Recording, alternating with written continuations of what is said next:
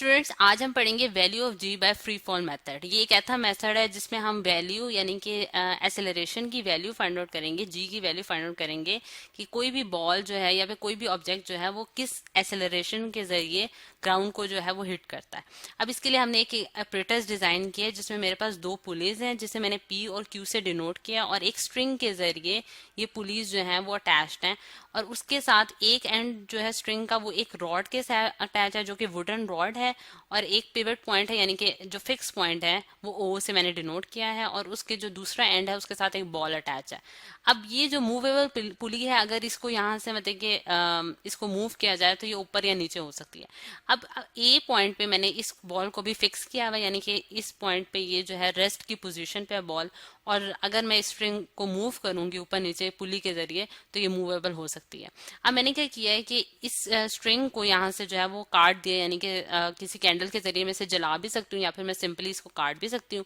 जैसे जिस इंस्टेंट में मैं इसे काटूंगी तो ये बॉल जो है फौरन से नीचे गिर के, यानी कि acceleration due to gravity G की वैल्यू से गिर के यहाँ इस पोजीशन पे आ जाएगी जिसे मैंने बी पॉइंट कह दिया है, जिस पे ये हिट करेगी। और मीन वाल क्या होगा, जैसे ही यहाँ से टूटेगा यानी कि ये स्ट्रिंग यहाँ से कट होगा तो ये जो वुडन रॉड थी जो कि यहाँ से फिक्स हुई हुई थी वो भी यहाँ से ऑसिलेशंस करना शुरू कर देगी, यानी कि मूव करना शुरू कर देगी, और ये फौरन से उसी पॉइंट जैसे ही मतलब कि ये बॉल यहाँ आके हिट करेगी उसी पॉइंट पे ये जो वुडन रॉड है ये भी यहाँ आके हिट करेगी, बी पॉइंट पे हिट करेगी। अब हम देखते हैं कि ये जो मोशन हुई है इसके जरिए अगर हम सेकंड लॉ मतलब कि सेकंड लॉ ऑफ या फिर सेकंड इक्वेशन ऑफ मोशन लगाएं मैं इसमें, कि मैं इसमें वैल्यूज फाइंड आउट करना चाहती हूँ जी की सेकंड इक्वेशन ऑफ मोशन के जरिए, तो मुझे पता है कि सेकंड इक्वेशन ऑफ मोशन हमारे पास क्या है, s is equals to v i t plus half g t square. और इसमें मैंने जी क्यों डाली है, क्योंकि ये एक्सेलरेशन ड्यू टू ग्रेविटी की वजह से नीचे आ रही है। अब अगर हम देखें इस वैल्यू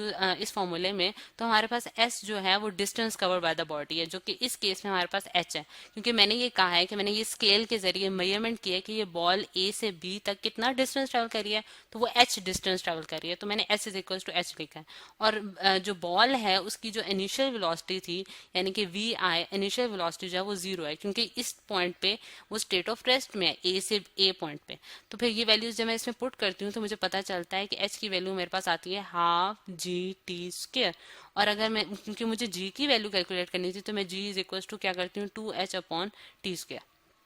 अब मेरे पास जो एंड रिजल्ट आया वो ये आया, g is equal to 2h upon t square. अगर मैं इस फॉर्मूला को देखूं तो मुझे h की वैल्यू तो स्केल के जरिए बहुत आसानी से पता चल सकती है, लेकिन t की वैल्यू मुश्किल है फाइंड आउट करना। क्यों मुश्किल है, क्योंकि a से b तक जितना वो टाइम लगा रही है पहुंचने में ए पॉइंट से बी पॉइंट तक, वो बहुत स्मॉल टाइम है, यानी कि मैं उसको कैलकुलेट करना मेरे लिए बहुत मुश्किल है। तो उसके लिए मैंने एक और मतलब कि इसी चीज को कैसे कैलकुलेट किया है कि मेरे पास ये जो वुडन रॉड था यानी कि जो उसके साथ अटैच था, जो फिरोजी कलर में मैंने शो किया था, उसको मैं यहाँ भी बनाने की कोशिश करती हूँ कि यहाँ फॉर एग्जांपल ये वो वुडन रॉड है जो कि मैंने फिरोजी कलर से शो किया है, ये ऑसिलेशंस कर रहा है, यानी कि जिस पॉइंट पे मैंने इसे पुली के साथ अटैच किया था पिछली फिगर में, वहां से ये एक्सट्रीम पोजीशन में था, और इस ये जो है ये ऑसिलेट करेगा जैसे ही वो स्ट्रिंग जो है वो कट होगा। अब अगर हम देखें तो जब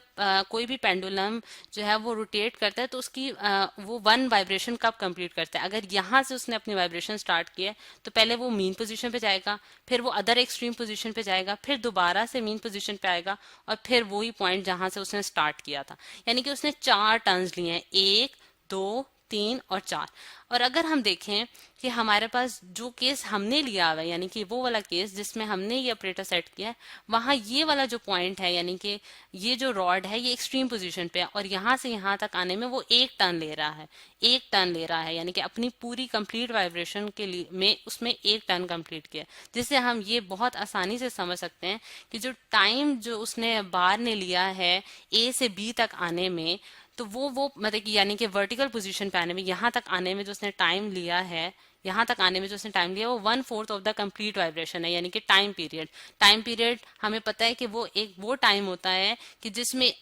कोई भी बॉडी जो है वो अपनी कंप्लीट ऑसिलेशन जो है यानी कि पूरे कंप्लीट टर्न जो है वो कंप्लीट कर लेती है, यानी कि एक पूरा सर्कल जो है वो कंप्लीट कर लेती है। तो ये जो टाइम है यानी कि ये टाइम जो स्मॉल टाइम जिसे मैंने टी से डिनोट किया, ये वो टाइम है कि यहाँ से आने में, यहाँ से इस रॉड को यहाँ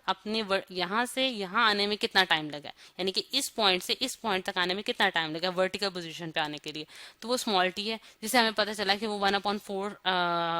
ऑफ कैपिटल टी होगा। अगर मैं ये वैल्यू अपनी उस पिछली इक्वेशन में पुट करूं, जो कि हमने क्या कैलकुलेट की थी, यहाँ मैं वो लिख देती हूँ। हमने वो कैलकुलेट की थी g is equals to 2h/t²। अब अगर मैं ये वाली वैल्यू इसमें पुट करूं तो मुझे पता चलता है कि मेरे पास 2h/1/4 इंटू कैपिटल टी का होल स्क्वायर, और ये कैपिटल टी हमारे पास क्या है, time period of the vibration. तो यहाँ से मुझे पता चलता है कि मेरे पास जी की वैल्यू जो आई है वो आई है 32h/ कैपिटल टी का स्क्वायर, जिससे मुझे पता चलता है कि ये चीज किस पे डिपेंड कर रही है कि उसने कितना डिस्टेंस ट्रेवल किया, यानी कि एच हाइट कितनी थी, और time period of the vibrations कितनी है, यानी कि कितना टाइम पीरियड, कितना टाइम लिया उसने एक वाइब्रेशन को कंप्लीट करने में। अगर मुझे ये दो वैल्यूज पता हो तो मैं जी की वैल्यू आसानी से फाइंड आउट कर सकती हूँ, और यही है हमारे पास method to find the value of g by the free fall method. अब अगर देखें हम, अगर मैंने सी लेवल पे फाइंड करनी हो तो मैं इस तरह का कोई भी ऑपरेटर्स लगाऊं जो कि मैंने पिछली फिगर में आपको दिखाया था, और मुझे ये पता हो कि पेंडुलम जो है वो मतलब कि कोई बॉल जो है वो कितनी हाइट से नीचे गिरी है, और उसके साथ जो पेंडुलम है उसने कितनी वाइब्रेशन मतलब कि कितनी वाइब्रेशंस कंप्लीट की हैं, तो मैं आसानी से जो है वो जी की वैल्यू कैलकुलेट कर सकती हूँ। और जो कि अगर सी लेवल पे देखा जाए तो उसकी वैल्यू फिक्स आएगी, जो कि हमें पता है कि 9.8 मीटर्स पर सेकेंड होती है,